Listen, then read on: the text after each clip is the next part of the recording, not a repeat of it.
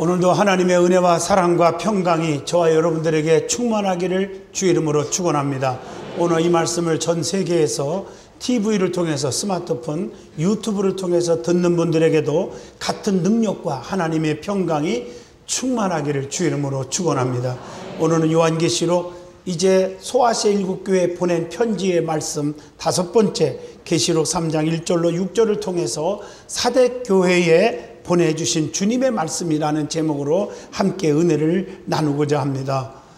우리가 정말 성경에 보면 칭찬만 받은 교회 두 교회, 사대 서문학 교회와 빌라델피아 교회가 있고, 또 칭찬과 책망을 겸하여 받은 교회가 세 교회가 있죠. 에베소 교회와 두아디아 교회와 버가모 교회가 있고요. 또 책망만 받은 교회가 두 교회가 있는데 사대 교회와 라우디게아 교회입니다. 소아시아 7교회를 통해서 우리의 가슴을 찡하게 올려주는 것은 우리 주님께서 이미 전 세계에 있는 교회들을 향하여 주시는 계시이며 우리에게 깨우치는 교훈인 줄로 믿습니다. 그래서 오늘 이 말씀을 통해서 교회들이 회개할 건 회개하고 다시 한번 잘한 건 더 하나님 앞에 격려를 받고, 그리고 새롭게 변화되어 그리스도의 복음에 확장되는 일에 앞서야 될 줄로 믿습니다. 오늘은 사대교회에 주님께서 주신 말씀을 통해서 우리에게 교훈과 뜨거운 깨우침과 은혜를 받고자 합니다.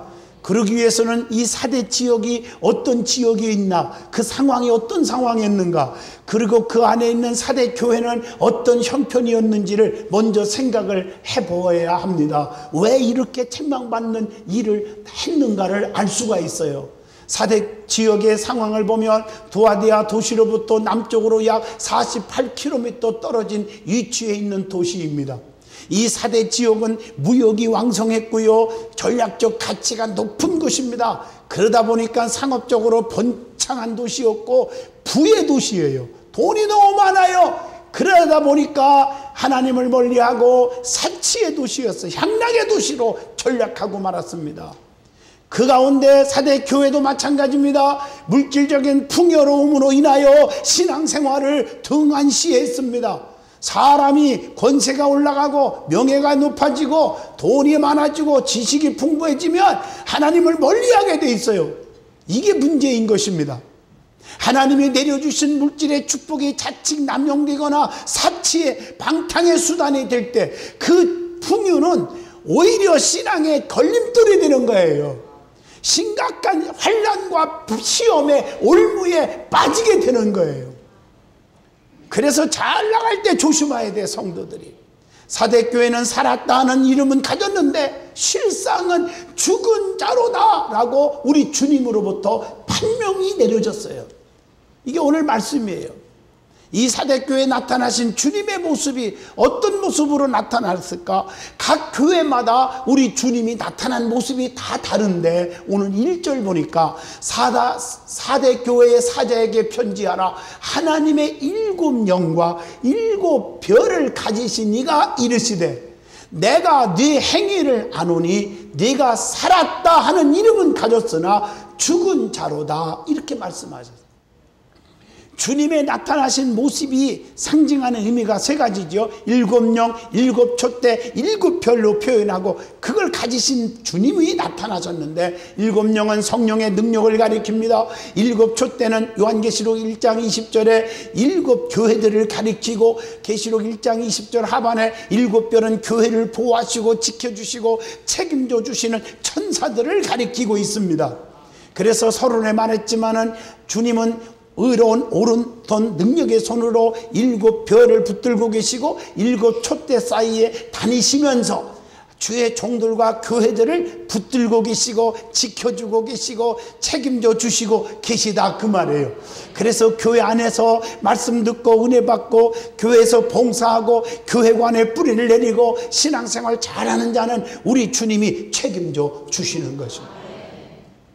그래서 성경에 보면 예루살렘을 향하여 평안을 구하라, 예루살렘을 사랑하는 자에게는 내가 형통케 하리라, 시편 122편 6절에 분명히 보장되어 있습니다. 그러면 이 주님이 나타나신 모습을 통해서 주시는 교훈이 뭘까요? 7영이라 표현된 성령의 하시는 일은 내적인 생명을 주어서 하나님의 사람으로, 하나님의 백성으로, 구원의 백성으로 구원을 확증하게 하신다는 거예요. 요한복음 14장 16절의 말씀이죠. 이 사대교회는 겉으로는 산 것 같은데 실상은 죽었다고 하는 말입니다. 여러분, 참 무서운 얘기죠. 우리가 겉으로는 살아있는 것 같은데 실제는 죽었대요. 우리가 육으로 생각해 보세요. 여러분, 죽은 자의 특징을 보면 여러 가지가 있죠. 죽은 자는 숨을 안 쉬어요. 내가 연구하고 알려주는 거예요. 그리고 말이 없어요. 그리고 아무것도 못해요. 아무리 공학 박사 100개를 가졌어도요, 이메일 하나 체크 못 해줘요. 아무리 부인을 사랑했어도 죽은 다음에는요, 설거지 하나 안 해줘요. 못해요. 그리고 감각이 없어요. 아무리 꼬집어도. 여러분, 남편들 미워하지 말고 죽은 다음에 미우면요, 꼬집어 보세요. 그러면 돼요. 우리가 영적으로 죽은 자 똑같아요. 영적으로 죽은 자는 교회 안에서 아무것도 안 해요. 그냥 이기적으로 저만 욕심에 의해서, 내가 중요하면 남의 영혼도 중요하고, 내 자식이 중요하면 남의 자식도 중요하고, 내 가정이 중요하면 남의 가족도 중요시 여겨야 되거든요. 아멘 하시죠? 그냥 아무것도 안 하고 자기만을 위해서 존재하는 신자, 그러면 안 돼요. 그리고 감각이 없어. 말씀을 전하는데 지금 아멘 하면 대부분 그러는데 한 2명은 뒤에서 계속 이러고 있어요. 감각이 없어요. 감동이 없어요. 안 돼요. 그리고 기도가 없어. 숨을 안 쉬는 거, 영적인 호흡이 기도거든요. 기도를 전혀 안 해요. 그러니까 실상은 네가 겉으로는 번질하고 아주 명품옷, 명품백 아주 고급스럽게 앉아있어도 실상은 죽은 영혼이다. 이렇게 주님이 사대교회에 책망하고 있는 것입니다. 여러분, 겉으로 자꾸 보이려고 하지 마요. 내면이 중요해요. 지적 형체만 갖춘 그들에게는 절대적인 하나님의 역사가 필요했기 때문에 7년과 7별을 나타내신 주님의 모습으로 보여주고 있는 것입니다. 사대교회는 죽은 교회였지만 언제든지 주님의 충고와 준엄한 권고를 받아들이고 회개한다면 다시 살 수 있다는 전제가 포함되어 있는 메시지거든요. 여러분, 기독교가 어떤 종교입니까? 다른 종교에 달라. 남을 죽이는 종교가 아니라 살리는 종교입니다. 남을 죽이려고 그러면 같이 죽어. 살리려고 하는 사람은 자기도 살아요. 할렐루야.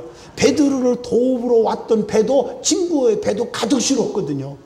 그러나 사울이 다윗을 죽이려고 했지만 자기가 죽어요. 압살롬이가 다윗을 죽이고 지가 권세를 가지려고 했지만 자기가 압사당하고 죽었잖아요.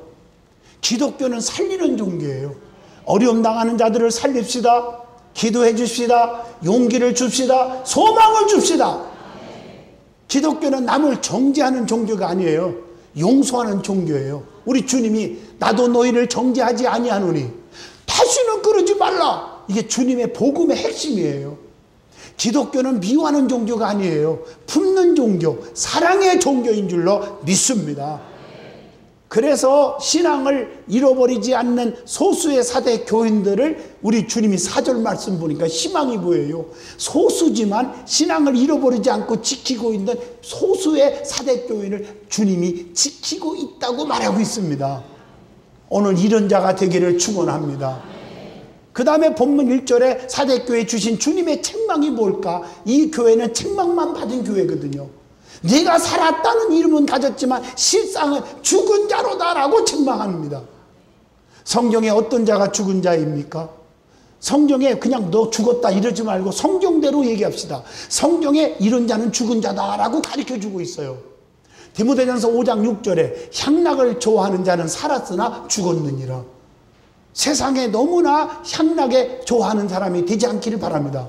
두 번째, 에베소 2장 1절. 그는 허물과 죄로 죽었던 너희를 살리셨도다. 주님은 죽은 자를 살렸다. 어떤 자가 죽은 자냐? 죄와 허물로 살은 자가 죽은 자란 말이에요. 세 번째, 야고보서 2장 26절 보면 영혼 없는 몸이 죽은 것 같이 행함이 없는 믿음은 죽은 것이니라. 행함이 없는 자, 말로는 1등 신자예요. 어떤 심한 사람은 어떤 목사님이 그럽지다. 어떤 심한 사람은요, 말로는 자기가 교회 다 세웠고 지금도 자기 아니면 금방 무너지고요. 우리 목사님 내가 키웠다고 그러는데요. 이 말꾼들을 조심해야 되거든요. 여러분, 열매를 보여야 돼요. 좋은 나무는. 행함 있는 건 열매 맺어요. 여러분, 여자들 보세요. 얼굴만 이쁘다고 여자입니까? 치마만 둘렀다고 여자입니까? 아니에요. 마음씨가 피단같이 고와야 여자예요. 바지만 입었다고 남자입니까? 폼되지 마요. 의리가 있어야 남자예요. 그럼 뭐 세상에서 다 알잖아요. 그 다음에 로마서 8장 13절. 너희가 육신대로 살면 반드시 죽을 것이로되 영으로서 몸의 행실을 죽이면 살리라. 육신대로 사는 자가 죽은 자란 말이에요. 그래서 무엇을 먹을까 무엇을 마실까 그건 이방인들이 구하는 거고, 너희는 그 나라와 그 일을 먼저 구하라. 그래야만 이 모든 것을 더하여 주시리라. 영의 생각대로 살아서 영적인 사람이 되란 말이에요.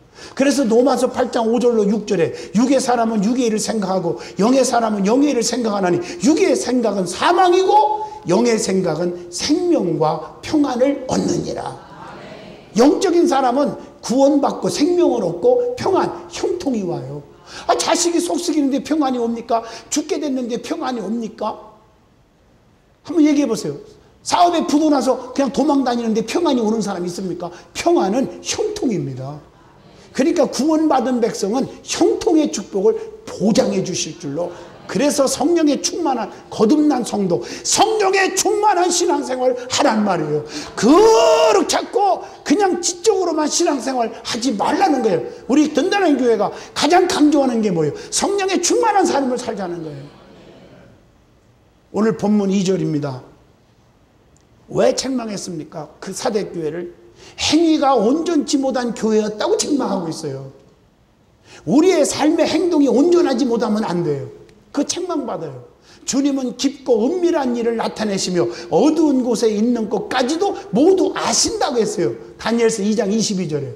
그래서 시편 23편에 사망의 옴침한 골짜기 다닐지라도 해받음을 두려워하지 않아. 왜? 주께서 나와 함께 하시고 주의 지팡이와 막대기가 나를 안위해 주셔요. 왜냐? 그곳에도 다 계셔. 다 알고 계셔. 여러분들이 필요한 것이 무엇인지도 모를 때도 성령은 다 아시고, 로마서 8장 26절 성령께서 말할 수 없는 탄식하심으로 우리의 구할 것을 알지 못하는 것까지도 대신 간구케 해서 응답 축복 주신다고 했어요. 요한복음 15장 7절 그래서 주님이 내 안에 계셔야 돼요. 그러면 너희는 무엇이든지 구하면 다 이루리라 이렇게 약속하고 계신 줄로 믿습니다.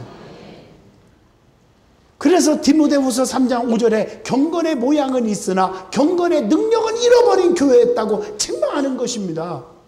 우리는 경건의 능력을 가지시기를 축원합니다. 믿음의 사람은 믿음의 역사가 일어나는 거예요. 근데 아무 역사가 안 일어난다. 그 아무것도 아니에요. 경건의 능력을 가지고 살면 복이 있습니다. 그래서 경건하다, 나는 거룩하다, 그런다고 거룩한 게 아니거든요. 능력이 나타나야 되거든. 그럼 복을 주시는데, 놀라운 사실은요, 물론 예수님께서 산산보험 가운데 팔복을 말씀했죠. 심령이 가난한 자는 복이 있나니 하나님이 다 아시는 얘기지만 그것보다 요한계시록에 7가지 복이 나오더라고요. 그 복을 여러분들에게 소개해 드리려고 합니다. 묵시록, 계시록, 계시받은 말씀에 7가지 복이 있어요. 첫째가 뭐냐? 계시록 1장 3절입니다. 예언의 말씀을 읽는 자와 듣는 자와 그 가운데 기록한 것을 지키는 자가 복이 있나니 때가 가까움이니라. 하나님의 말씀, 예언의 말씀을 읽고 들어야 돼. 들어야 하니까 예배 빠지지 말아야 할 거 아니에요. 저녁 예배, 철학기도 빠지지 말아야 할 거 아닙니까? 예배를 귀하게 여기는 자가 복이 있단 말이에요. 들어야 돼요. 그래야 지킬 수 있는 믿음이 생기는 거예요. 왜? 믿음은 들음에서 나고 들음은 그리스도의 말씀으로 나뉘니라. 그 다음에 두 번째 계시록 14장 13절 주 안에서 죽은 자가 복이 있도다. 여러분, 주님 안에서 혈기가 죽고 고집이 죽고 아집이 죽고 에고이즘이 죽어야 돼요. 주님의 십자가 살아 움직여야 됩니다. 그 자가 복이 있습니다. 세 번째 계시록 16장 15절 보라 내가 도둑같이 오리니 누구든지 깨어서 자기 옷을 찢겨 벌거벗고 다니지 아니하는, 또 자기 부끄러움을 보이지 아니하는 자가 복이 있도다. 자기 깨어 있어서, 여러분 잠자면요, 깨어있지 못하면요, 자기 옷을 지키지 못하고 수치가 드러나잖아요.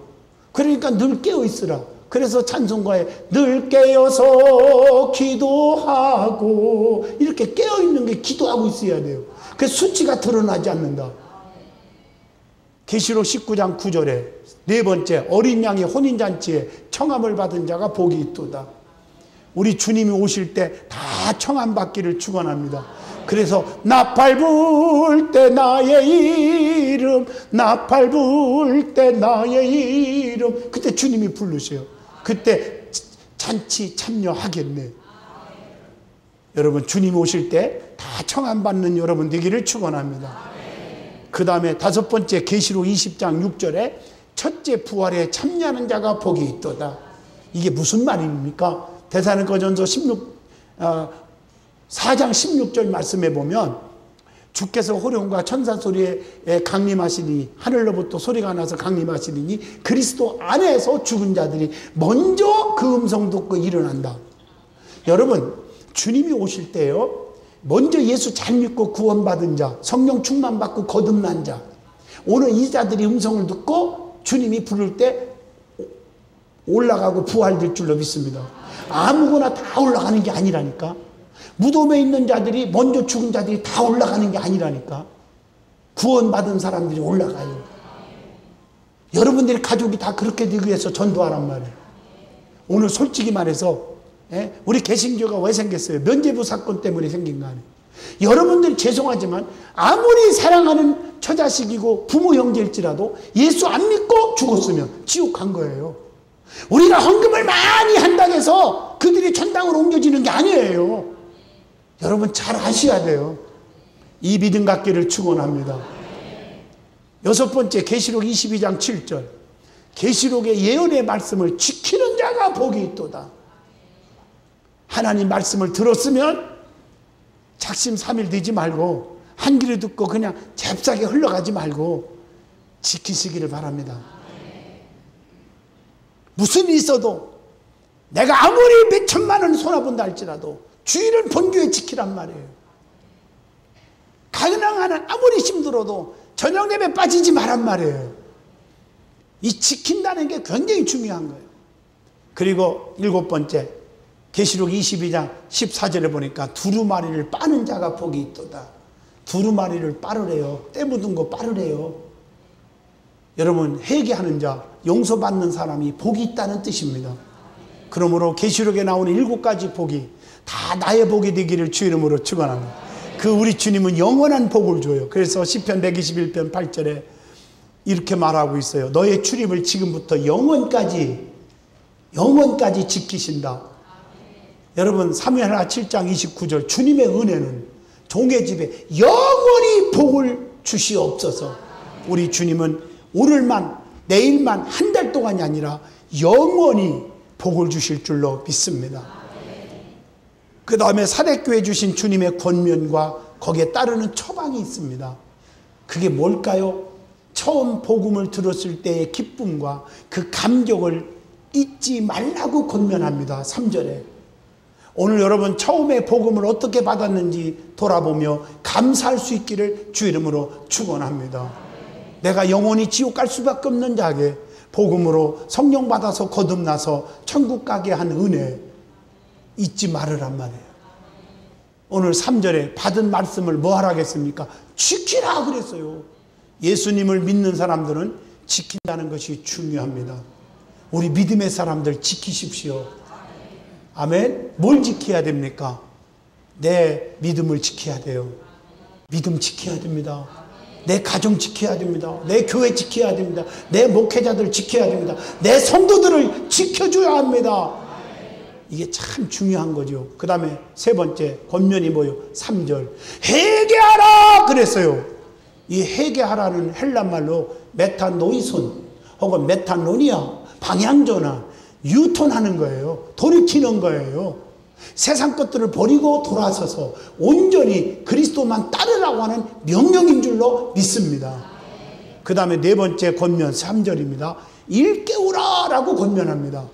오늘 본문 말씀에 일깨우라는 말을 헬라 원어로 보면 그레고레세스라는 말이 있는데 그 말은 조심하라, 조심하라 이 뜻이에요. 사대교회가 살아있는 교회가 되려면 언제나 고린도전서 10장 12절 말씀처럼 항상 조심하고 깨어 있어야 한다는 얘기죠. 선줄로 생각하는 자는 넘어질까 조심하라는 말이 있듯이 잘 나간다고 교만하면 안 돼요. 우쭐대지 마요. 수천억을 갖고 있다 하루아침에 도망다니는 사람도 봤어요. 엊그제까지 건강하다가 하루아침에 한 달이면 죽는다는 판명받은 사람도 들었어요. 여러분 스포츠 경기를 보세요. 막판에 승패가 갈리는 것이 많잖아요. 야구도 보세요. 세상에 2대 0으로 치다가요 9회 말에요 홈런. 그러면 홈런이 뭔 말인지 몰라요? 안타 그건 알아들어요? 그래가지고 세상에 2대 5로 이기더라고요. 9회 말에 가가지고요 역전시켰어요. 우리도 끝까지 조심하세요. 사탄 마귀 귀신이 언제 우리를 넘어뜨릴지 몰라요. 그래서 성령으로 무장하시기를 축원합니다. 무장해야 돼요. 그 다음에 베드로후서 3장 10절 우리 주님은 도적같이 오신다. 그렇기 때문에 우리는 항상 조심하라. 도적같이 온다는 말을 마태복음 25장 13절 그때와 그날은 아무도 모른다. 누가복음 12장 40절 예비하고 생각하지 않는 때에 인자가 오리라. 이 말은 도적같이 온다는 말은 예고 없이 온단 말이에요. 그래서 정신 차리고 깨어 있어야 돼요. 믿음은 살아서 움직여야 될 줄로 믿습니다. 그리고 도적같이 온다는 말은 합당한 때에 합당한 자들만 취하신다. 도적이 아무거나 가져가요? 보물단지만 가져가죠. 우리가 보배로운 성도, 성령 충만한 성도, 거듭난 자를 데리고 올라갈 줄로 믿습니다. 그러므로 정신 차리고 주님의 권면을 받아들여야만 합니다. 그 다음에 5절 말씀입니다. 사대교회가 이기는 자에게 주시는 약속이 있고 보장 책임이 있습니다. 그게 뭘까? 승리를 얻는 3가지 능력이 있습니다. 이기게 해주세요. 그게 믿음이 이깁니다. 요한일서 5장 4절 이 세상을 이기는 승리는 이것이니 우리의 믿음이니라. 믿음이 이기게 해주세요. 소망이 이겨요. 요나서 2장 10절 사랑이 이기게 해주세요. 로마서 8장 37절입니다. 그래서 믿음, 소망, 사랑을 다 가지시기를 바랍니다. 고린도전서 13장 13절 믿음, 소망, 사랑 이 3가지는 항상 있어야 된다. 그렇게 말씀하고 계세요. 그러면 이기는 자에게 주시는 약속이 뭘까? 오늘 5절입니다. 신옷을 주신다 그랬어요. 하나님의 의, 승리, 영광을 상징합니다. 신옷을 받으시길 바랍니다. 신옷을 입고 다니는 것은 주님의 보혈로 구원을 얻으며 그리스도의 인격을 담는 새 사람이 된다는 거예요. 갈라디아서 3장 27절에 보면 누구든지 그리스도와 합하기 위하여 세례를 받은 자는 그리스도로 옷 입었느니라 이렇게 말씀하고 계신 줄로 믿습니다. 오늘 여러분은 신옷을 입는 성도가 다 되시기를 주님의 이름으로 축원드립니다. 그 다음에 주시는 축복이 뭘까요? 그 이름을 생명책에서 결코 지우지 않겠다 그랬어요. 계시록 20장 15절에도 생명책에 기록되지 못한 자는 불못에 던진다. 그게 생명책에 기록이 있어야 돼. 이름이 그거 안 지워버린대요. 안 지워버린대요. 탈선하면 지워져요. 지우지 않을 줄 믿습니다. 지우면 사망해요. 내 이름이 여러분 생명책에 지워지면 큰일 납니다. 견눈질하다가 지운받지 말고. 그런데 우리 주님이 깨닫고 회개하고 돌이키는 자는 절대로 지워지지 않게 해야겠다. 이게 엄청난 축복이에요. 내 이름을 내 아버지 앞과 천사들 앞에서 시인하신다는 거지요. 그러면 우리가 하나님의 시민권자로서 하나님을 또 시인하는 자가 되세요. 그래서 사람 앞에 주를 시인하는 자가 되라고 누가복음 12장 8절에 말했잖아요. 나도 너를 인정한다. 교회 안에서도요 서로 용기를 주고 또 칭찬해주는 이런 자들이 되시기를 축원해요. 우리는 이 땅의 소망이 아니고 하늘나라의 소망이에요. 그게 진짜거든요. 할렐루야. 예? 사랑하는 성도 여러분, 오늘 사대교회 주신 교훈을 통해서 중요한 것을 깨달았습니다. 책망받은 자가 되지 마세요. 온전히 돌이켜서 주님이 약속하신 이기는 자가 되시는 축복을 받으십시다. 귀 있는 자는 성령의 교회들에게 하시는 말씀을 들을지어다. 오늘도 깨우치는 이 말씀에 귀를 기울였습니다. 가슴에 새겨서 실천하고 열매 맺는 여러분 되기를 주의 이름으로 축원드립니다.